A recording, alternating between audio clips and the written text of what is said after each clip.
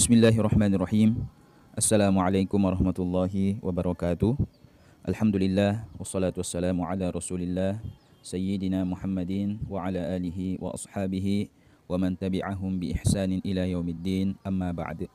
Sahabat beriman dan kepada seluruh pemirsa atau pendengar dimanapun Anda berada, semoga Allah Subhanahu wa taala senantiasa menjadikan kita orang-orang yang beruntung di dunia dan di akhirat. Amin Allahumma amin. Insyaallah pada video kali ini kami ingin bacakan sebuah pertanyaan yang masuk kepada admin Quran Online. Assalamualaikum warahmatullahi wabarakatuh. Saya hamba Allah dari Dari Majalengka. Majalengka itu di mana ya? Ya, saya hamba Allah dari Majalengka ingin bertanya, benarkah jika seseorang sholat dengan menggunakan pakaian bergambar, sholatnya tidak sah?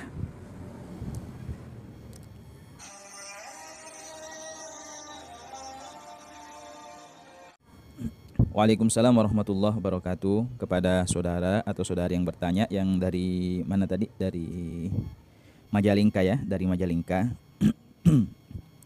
Bahwa ya, sholat memakai pakaian bergambar ya, selama itu pakaiannya menutup aurat dan suci dari najis, maka itu sah digunakan untuk sholat.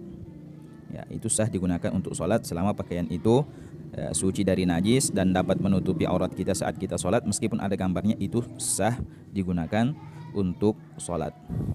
Ya, namun persoalannya, ya, sholat itu bukan hanya tentang ya, syarat sah dengan rukun.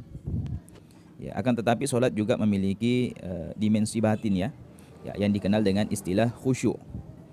Ya, demikian penting peran khusyuk di dalam sholat ya, sehingga para ulama menganjurkan ya, agar segala sesuatu yang berpotensi untuk mengganggu kekhusyuan kita ya, saat kita sholat ya, itu agar bisa dihindari ya, agar bisa dihindari. Jadi segala sesuatu yang bisa berpotensi ya, mengganggu kekhusyuan kita saat kita sholat itu ya, itu sebisa mungkin dihindari. Ya, berkaitan dengan pertanyaan tadi, bagaimana sholat menggunakan pakaian bergambar? Ya, maka pakaian yang dikenakan meskipun itu suci ya, meskipun itu pakaiannya menutup aurat ya, tapi sekira pakaian itu bisa mengganggu kekhusyuan kita ya, saat kita sholat, maka sebaiknya dihindari. Ya, apalagi kalau pakaian itu bisa mengganggu kekhusyuan orang lain. Ya, seperti misalnya kita seperti kita sholat berjamaah. Ya, kita menggunakan kaos yang di belakangnya itu ada gambar-gambarnya, gambar macam-macam, ada tulisan-tulisan di belakangnya.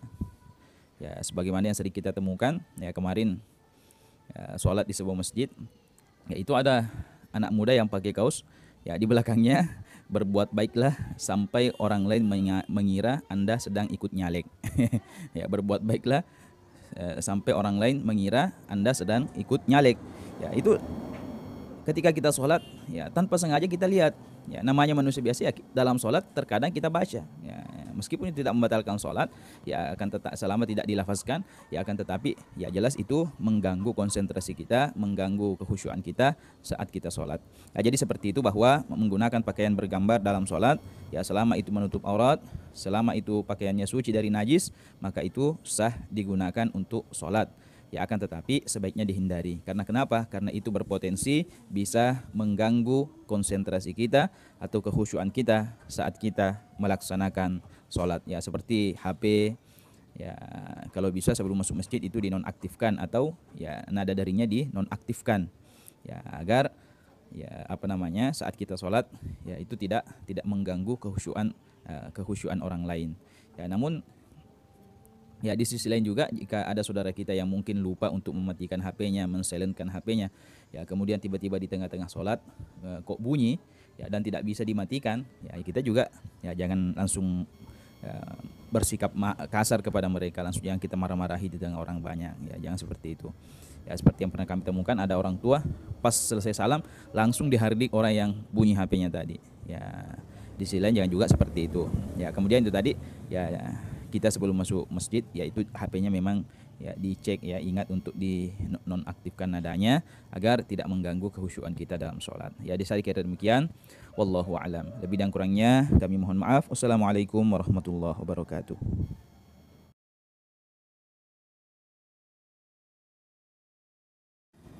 Bismillahirrahmanirrahim. Assalamualaikum warahmatullahi wabarakatuh. Alhamdulillah wassalatu wassalamu ala Rasulillah Sayyidina Muhammadin wa ala alihi wa ashabihi wa man tabi'ahum bi ihsanin ila yaumiddin, amma ba'd. Sahabat beriman dan kepada seluruh pendengar atau pemirsa dimanapun Anda berada, insyaallah pada video kali ini ya, berhubung karena banyaknya teman-teman yang meminta atau bertanya tentang amalan yang bisa diamalkan pada Jumat terakhir bulan Rajab. Ya, maka kami ya membuat video ini ya, video tentang beberapa amalan yang bisa kita amalkan pada Jumat terakhir bulan Rajab ini. Ya, adapun amalan yang pertama yang bisa kita amalkan ya, atau yang dianjurkan untuk kita amalkan pada hari Jumat ya, yaitu memperbanyak sholawat kepada Nabi Muhammad SAW. Ya, jadi kita perbanyak sholawat kepada Nabi. Ya, Rasulullah SAW bersabda, "Aktsirus sholata alayya," perbanyaklah oleh kalian bersolawat atasku. Ya, kapan? Yaumal Jumu'ah, pada hari Jumat, wa lailatal Jumu'ah, dan pada malam Jumat. Ya, jadi kita dianjurkan untuk memperbanyak sholawat kepada Nabi pada hari Jumat dan malam Jumat. Ya, faman shalla alayya sholatan wahidatan, ya, dan barang siapa yang bersolawat kepadaku atasku satu kali, kata Nabi sallallahu alaihi biha asyra, Allah akan ya bersolawat atasnya 10 kali solawat. Ya, jadi ketika kita bersolawat satu kali kepada Rasulullah, maka dengan solawat kita yang satu kali itu, Allah akan bersolawat kepada kita 10 kali lipat. Ya, maknanya Allah bersolawat ya bukan doa ya, sebagaimana ketika kita bersolawat untuk Nabi, isinya kan adalah panjatan doa kepada Allah untuk Nabi. Akan tetapi ketika Allah bersolawat kepada hambanya bimakna ar-rahmah ya, maknanya Allah Subhanahu wa taala akan menurunkan rahmatnya kepada kita ya. Jadi ketika kita bersolawat satu kali kepada Nabi, Allah akan menurunkan 10 rahmatnya kepada kita ya. Oleh karena itu di dalam hari Jumat ini, khususnya Jumat terakhir bulan Rajab ini yang merupakan bulan haram atau bulan yang dimuliakan ya, kita memperbanyak sholawat kepada Nabi ya. Adapun lafaz sholawat itu ya sekurang-kurangnya Allahumma sholli ala Muhammad atau Allahumma sholli ala Sayyidina Muhammad ya, itu terus kita perbanyak ya, di dalam hari Jumat ini ya. Dan sholawat itu masih banyak sekali keutamaannya orang yang bersolawat kepada Nabi ya. Di antara keutamaan sholawat ya, bahwa orang yang banyak bersolawat kepada Nabi, aqrabun nasi bi yaumal qiyamah ya, paling dekatnya orang kepada saya, kata Nabi, nanti pada hari kiamat, aktsaruhum alayya sholatan, adalah ya yang paling banyak bersolawat atasku di antara kalian ya. Itu yang pertama yang kita amalkan pada hari Jumat ini, banyak solawat kepada Rasulullah SAW ya. Kemudian yang kedua, bersedekah ya, kita bersedekah pada hari Jumat ya. Jadi ada secara spesifik tentang keutamaan sedekah di hari Jumat ya, terdapat dalam bab hal-hal yang diperintahkan di hari Jumat ya. Dalam kitab Al-Imam Asy-Syafi'i meriwayatkan sebuah hadis ya, balaghana an Abdullah bin Abi Aufa anna Rasulullah SAW qala aktsirus salata alayya yaumal jumu'ah ya. Jadi Rasulullah memerintahkan perbanyaklah salawat atasku pada hari Jumat, fa inni uballagu wa asma', karena sesungguhnya salawat yang engkau ucapkan, yang engkau baca untukku, itu akan disampaikan kepadaku dan aku mendengarnya. Kemudian qala wa yudha'afu fihi as-sadaqah ya, ini ada terjemahannya di bawah. Dan di dalam hari Jumat itu juga sedekah dilipat gandakan pahalanya oleh Allah Subhanahu wa taala ya. Jadi orang yang bersedekah di hari Jumat dengan orang yang bersedekah di selain hari Jumat itu pahalanya tidak sama ya, karena ya sedekah di hari Jumat ya, itu dilipat gandakan pahalanya oleh Allah Subhanahu wa taala, sebagaimana yang ditulis oleh Al-Imam Asy-Syafi'i dalam kitabnya juz 1 halaman yang ke-239 ya. Jadi dalam hari Jumat ini kita berbanyak bersedekah ya, sehingga sekarang ada itu program ya yang cukup bagus ya untuk kita ikuti, yaitu program Jumat berkah ya. Jadi istilahnya itu Jumat berkah ya. Di hari Jumat bagi-bagi makanan, di hari Jumat bagi-bagi minuman ya, biasa dibawa ke masjid atau di panti asuhan ya. Jadi memanfaatkan momen hari Jumat ini karena untuk bersedekah, karena kenapa ya, ternyata memang ada hadisnya bahwa yudha'afu fihi as-sadaqah ya, bahwa sedekah yang kita keluarkan, yang kita berikan pada hari Jumat itu dilipat gandakan pahalanya oleh Allah Subhanahu wa taala. Yaitu yang kedua adalah amalan sedekah. Ya, kemudian yang ketiga, amalan yang dapat kita lakukan adalah mendengarkan khutbah Jumat. Ya, bahkan ulama Syafi'i itu menegaskan bahwa berbicara saat khutbah Jumat, ya, bagi jamaah Jumat itu hukumnya makruh. Ya, jadi orang yang hadir sholat Jumat, ya, ketika berbicara atau melakukan hal-hal itu hukumnya makruh. Ya, saat imam sedang berkhutbah. Ya, kemakruhan ini berdasarkan petunjuk ayat wa idza quri'al Qur'an fastami'u lahu wa ansitu la'allakum turhamun. Ya, jadi ayat ini berbicara tentang khutbah Jumat. Apabila dibacakan ayat atau khutbah, fastami'u lah, maka dengarkanlah baik-baik, la'allakum turhamun. Ya, semoga kamu mendapatkan rahmat. Ya, surah Al-A'raf ayat 204. Ya, bahkan ketika imam sedang berkhutbah itu, ya, zikir-zikir itu sebaiknya dihentikan dulu, seperti menjalankan biji tasbih saat khatib berkhutbah itu sebaiknya dihentikan. Ya, dan segala aktivitas-aktivitas bercerita saat khutbah, ya, itu sebaiknya dihentikan semua. Ya, saat khatib sedang berkhutbah, maka amalan yang terbaik untuk kita lakukan pada saat itu adalah, ya, menyimak atau mendengarkan khutbah atau yang dibaca oleh khatib. Ya, bahkan ketika ada cara menegur kawan kita yang berbicara atau yang melakukan hal-hal yang, ya, tidak patut di hari Jumat ketika imam berkhutbah, itu pun ada aturan-aturannya. Ya, itu ada aturan-aturannya dibahas oleh para ulama. Karena kenapa? Ya, karena adanya hadis idza qulta li sahibika yaumal jumu'ah wal imamu yakhtub faqad lagaut. Ya, ketika engkau menegur temanmu pada hari Jumat dengan mengatakan diamlah, ya, saat imam berkhutbah, maka sungguh engkau telah melakukan perbuatan, ya, yang sia-sia.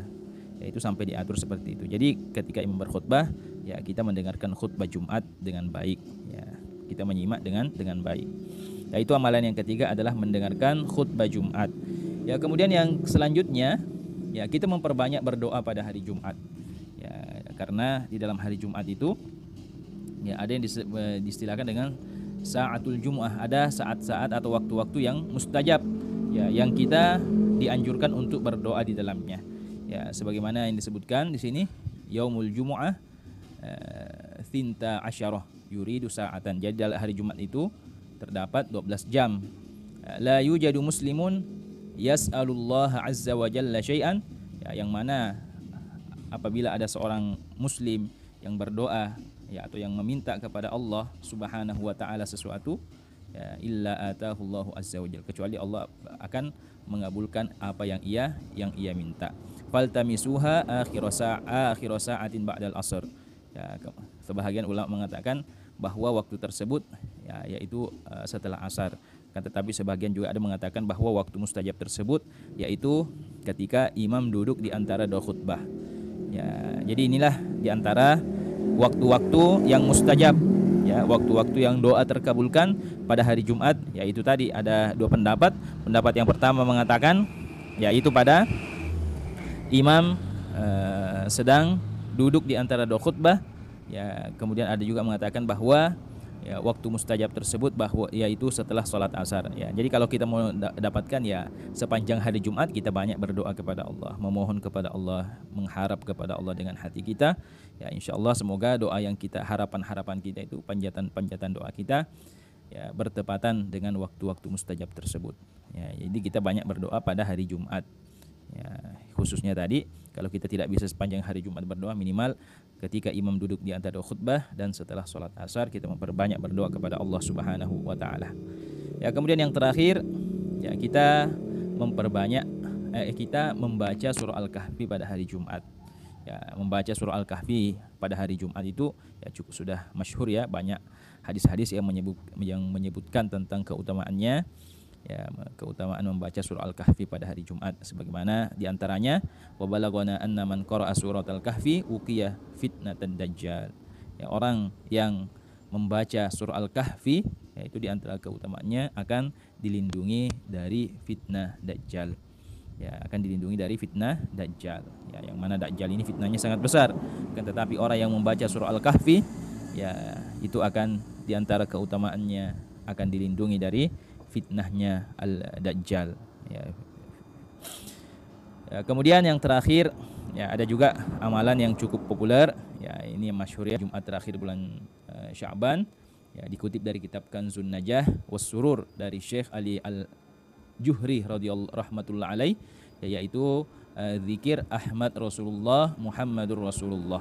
Ahmad Rasulullah Muhammadur Rasulullah. Ya, ini kita baca sebanyak 35 kali. Ya, sebanyak 35 kali pada hari Jumat. Ya, kita baca sebanyak 35 kali pada hari Jumat. Di antara keutamaannya bahwa orang yang membaca zikir ini ya 35 kali pada hari Jumat terakhir bulan Rajab, ya itu dia keutamaannya, ya rezekinya akan dilancarkan oleh Allah Subhanahu wa taala. Sebahagian mengatakan bahwa uangnya tidak akan habis. Ya, amin ya rabbal alamin. Semoga itulah tadi beberapa amalan yang dapat kita amalkan pada hari Jumat, khususnya pada hari Jumat terakhir bulan Rajab ini yang merupakan Jumat terakhir dari bulan haram, yakni bulan Rajab. Ya, semoga bermanfaat. Lebih dan kurangnya kami mohon maaf. Assalamualaikum warahmatullahi wabarakatuh.